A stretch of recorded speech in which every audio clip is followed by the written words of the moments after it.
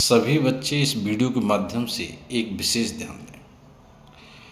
कुछ बच्चों की टेंडेंसी होती है, कुछ कैंडिडेट की टेंडेंसी होती है कि बेरोज़गारी है।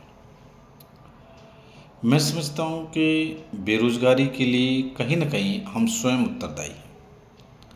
उसका मुख्य कारण ये है कि जब हम पढ़ाई करते हैं, पढ़ाई के समय हमारे पास कई सब्जेक्ट होती हैं।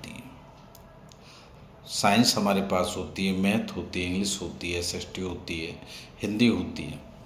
साइंस को अपर लेवल पे यदि देखा जाए तो उससे 3 सब्जेक्ट का एक परफॉर्मा तैयार होता है। साइंस में फिजिक्स का पोर्शन है, केमिस्ट्री का पोर्शन है और बायो का पोर्शन है। फिजिक्स का पोर्शन भी अपने आप में बहुत लेंदी होता है, तो उसमें से भी हम कुछ यूनिटों पर कमांड कर सकते हैं।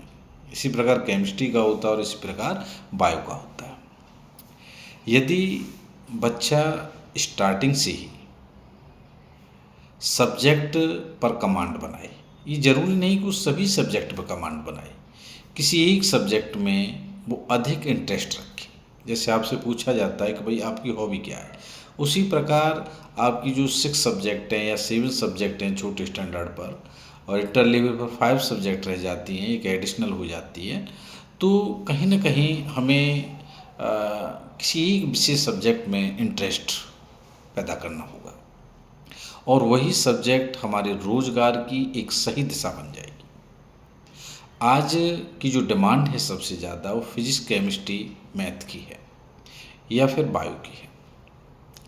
आवश्यक नहीं है कि बायो में जूलॉजी और बॉटनी दोनों पर आपकी कमांड हो, या आवश्यक नहीं है कि केमिस्ट्री में फिजिकल केमिस्ट्री या ऑर्गेनिक केमिस्ट्री या इनऑर्गेनिक केमिस्ट्री के तीनों पोर्शन पर जो है कमांड हो। किसी एक पोर्शन को आप मजबूत बना सकते हैं। मैं आपको 101% बता रहा हूँ कि आप आफ्टर 12th, यदि आपने 12th तक सब्जेक्ट पर अच्छी कमांड कर ली है किसी एक सब्जेक्ट पर, तो आफ्टर 12th आपके लिए रोज़गार की कोई कमी नहीं होती। फिर हम उसी के माध्यम से ग्रेजुएशन और पीजी की डिग्रियां ले लेते हैं और कभी भी हमें एहसास नहीं होता कि हम बेरोज़गार हैं। इसलिए मेरे प्यारे बच्चों, सब्जेक्ट सब पढ़िए लेकिन किसी एक सब्जेक्ट पर अच्छी कमांड बनाइए। आप बेरोज़गार जीवन में कभी नहीं बैठ सकते हैं। धन्यवाद।